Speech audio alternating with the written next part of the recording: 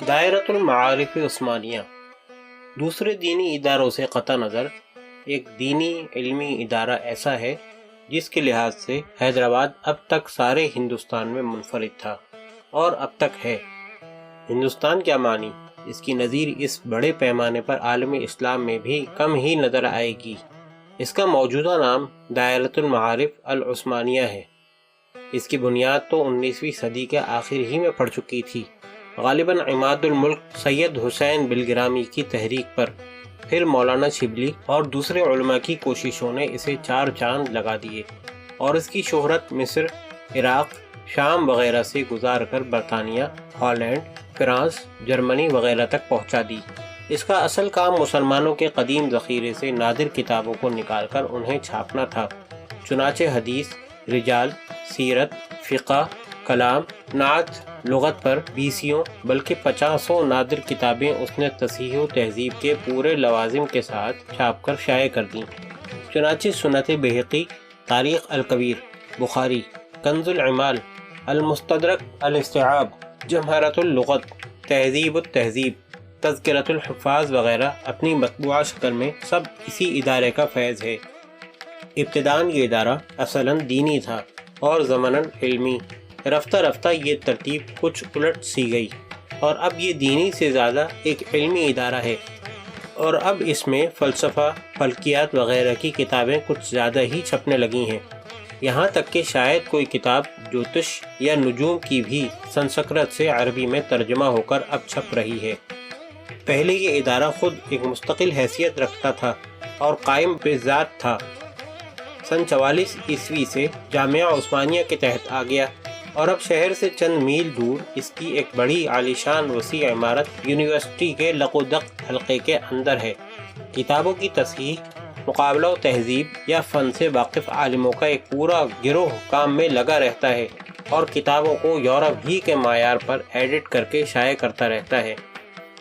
ادارہ ایک بہت بڑے پریس کا مالک ہے۔ پریس چھپائی کی جدید ترقیوں سے لیس ہے، جنہیں میں عامی پورے طور پر سمجھ بھی نہ سکا، صرف حیرت سے دیکھتا رہ گیا۔ پریس میں عربی کا اچھا ٹائپ تو خیر ہوتا ہی ہے، انگریزی چھپائی کا بھی پورا سامان موجود ہے، چنانچہ پکتال صاحب مرحوم کے انگریزی ترجمہ قرآن کا ایک ایڈیشن اس کا چھاپا ہوا ہے، اور عربی کتابوں کے تو کئی نسخے بیک وقت مخطوطہ سے مطبوعہ میں تبدیل ہو رہے ہیں۔ ادارے کے ناظم یا ڈائریکٹر ایک فاضل اسلامیات و مغربیات ڈاکٹر عبدالمعید خان PhD ہیں، جو نظامت ادارہ کے ہمہ وقتی و نازک کام کے علاوہ بلند پایہ انگریزی سہمائی اسلامی کلچر کے ایڈیٹر بھی ہیں اور شاید یونیورسٹی میں پڑھاتے بھی ہیں، اور اسلام کے علمی محاذ پر بھی سپاہی کی خدمت انجام دیتے رہتے ہیں۔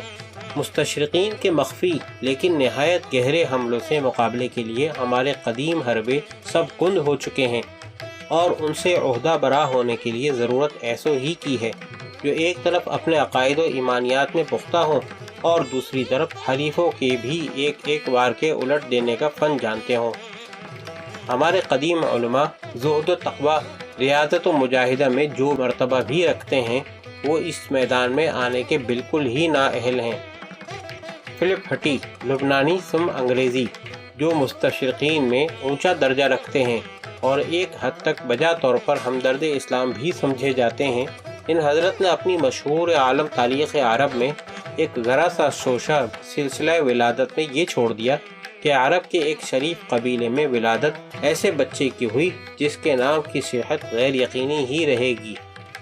بس اس پر ایک دوسرے بزرگ نے یہ عمارت کھڑی کر دی کہ محمد کوئی شخصی نام یا علم نہیں، یہ تو محض ایک توصیفی لقب ہے جسے شاعر دربار نبوت حسان بن ثابت نے اپنی ایک نعتیہ نظم میں باندھا ہے، اور اسی سے قرآن نے اپنی آخری مدنی صورتوں میں لے لیا ہے۔ مسلمات میں شک و شبہ پیدا کر دینا، قطعیات میں رخنہ ڈال دینا، یہ وہ کمال تلبیس ہے کہ یہاں تک جاہلیت کے ابو جہل، ابو لہب کا ذہن بھی نہیں پہنچ سکتا تھا۔ ایسے دجالی فتنوں کی روک تھام اور ایسے باریک شبہات کا جواب اس مستشرقانہ تکنیک کو استعمال کر کے اور انہی کے رنگ میں گھس کر عبدالمعید خان کا قلم دے سکتا ہے۔ بلکہ عجب نہیں کہ دہلی کے تازہ اجلاس مجلس مستشرقین میں دے بھی دیا ہو۔ انہی ناظم ادارہ نے اپنے ادارے کے ایک ایک کمرے کا گشت کرایا، ایک ایک چیز دکھائی بتائی، اور پھر کھلانے پلانے کی خاطرداریاں رئیسانہ پیمانے پر رہیں، وہ الگ۔ یاروں نے کیا کوئی کسر ادارے کے بند کرا دینے کی اٹھا رکھی تھی؟ ادارہ مسلمانوں کا مخصوص کام کر رہا ہے، فرقہ وارانہ ہے، سیکولر حکومت میں اس کا کیا کام؟ اسے فوراً القت ہونا چاہیے۔ قریب تھا کہ فرمان قضا اسی مضمون کا شائع ہو جائے اور حکومت آندھرا پردیش کے حکم سے ادارے کے دروازوں میں قفل پڑ جائیں، لیکن حافظ حقیقی کو کچھ اور ہی منظور تھا۔ وزیر تعلیم سرکار ہند مولانا ابوالکلام کہ اللہ انہیں غریق رحمت فرمائے نے اپنے منصب عالی کی کرسی سے زبردست احتجاج نامہ بھیجا کہ بند ہونا کیا مانی، ایسے ادارے کو قائم ہی نہیں اور ترقی دینا چاہیے۔ بیرون ہند کی پڑھی لکھی دنیا میں تو سرکار ہند کی سیکولرازم کا بھرم ہی اس سے قائم ہے۔ اپنے سرکاری دورے میں میں نے کیا جرمنی اور کیا فرانس، سب جگہ کے اہل علم کو اس کی خیریت دریافت کرتے اور اس کے کارناموں کے راگ گاتے ہوئے پایا، جب کہیں جا کر ادارے کی جاں بخشی ہوئی۔ کتب خانہ آصفیہ سن 1718 عیسوی میں جب کچھ دن جم کر رہنا حیدرآباد میں ہوا تھا تو اپنے شوق و دلچسپی کی ایک خاص چیز کتب خانہ آصفیہ تھا۔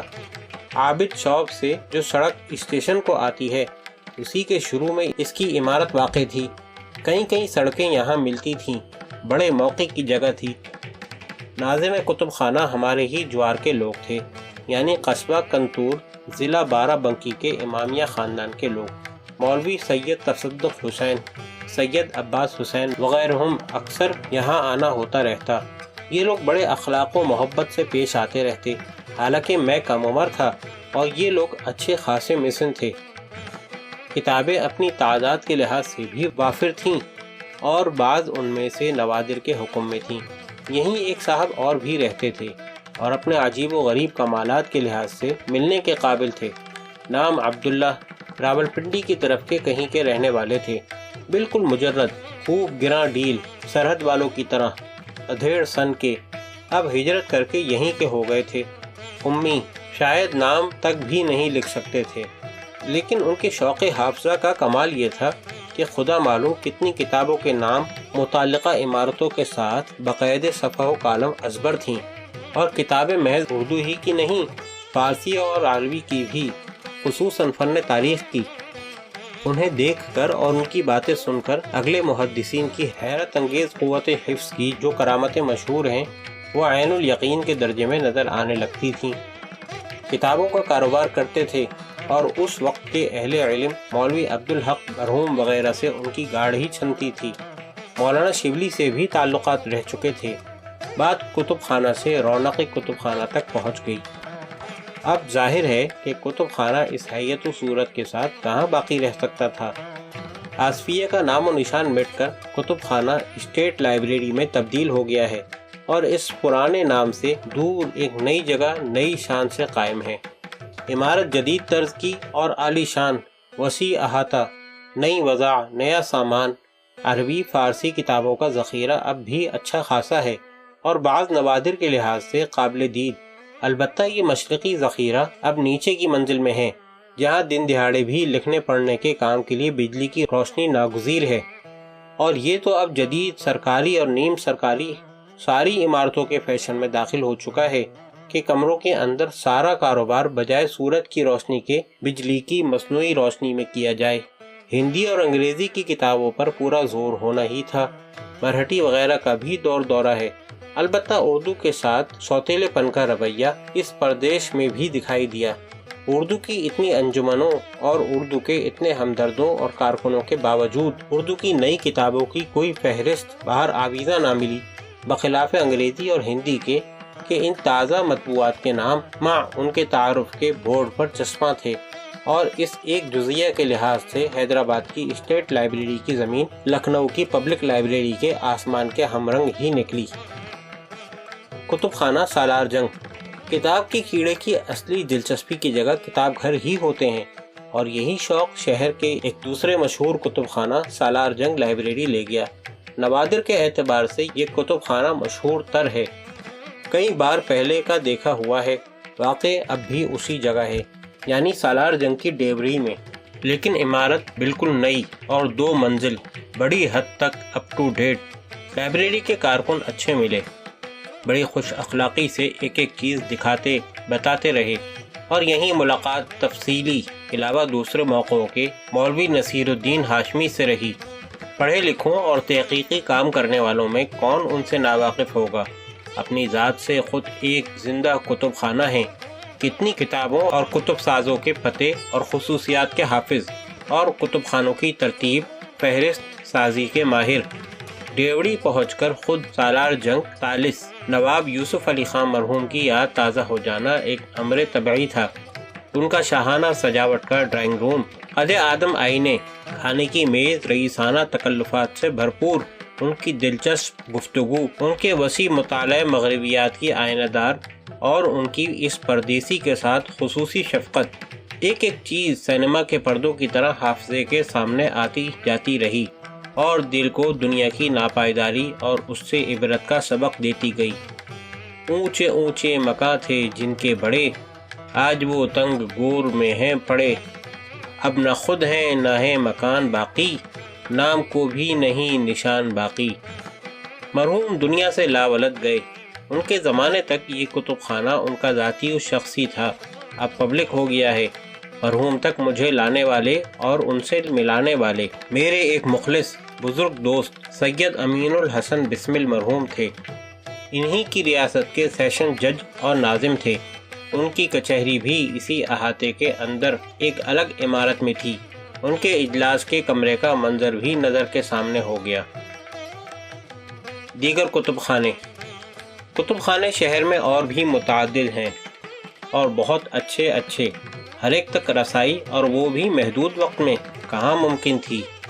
عثمانیہ یونیورسٹی لائبریری اور بعض ذاتی کتب خانوں، مثلاً شہرۂ آفاق ڈاکٹر حمید اللہ حیدرآبادی، ثم فرانسوی کے عزیز قریب ڈاکٹر یوسف الدین کے کتب خانے کے نہ دیکھ سکنے کا افسوس آج تک قائم ہے۔ لاکھوں کی آبادی والے بڑے شہروں میں ایک بڑا مرحلہ سواری کا ہوتا ہے، میلوں اور کوسوں دور محلوں تک بآسانی پہنچنے کی کوئی سبیل نہیں، جب تک کہ کوئی ہمہ وقتی تیز رفتار سواری اپنے قبضے میں نہ ہو۔ یہاں بھی لائبریریوں وغیرہ تک پہنچنے کے لیے یہ سوال برابر سامنے آتا رہا، لیکن بڑی حد تک سعودی امداد و اعانت سے حل بھی ہوتا رہا۔ سعودی سے ذہن کہیں شاہ سعود والی نجد و حجاز کی طرف منتقل نہ ہونے لگے، اس لیے اسی لمحہ یہ بھی سن لیجئے کہ یہاں مراد مخلص و محب قدیم پروفیسر ہارون خان شیروانی کے صاحبزادہ سعود سلمہ ہیں، جو ایسی ہر ضرورت کے وقت اپنا موٹر لیے حاضر و کمر بستہ رہتے تھے۔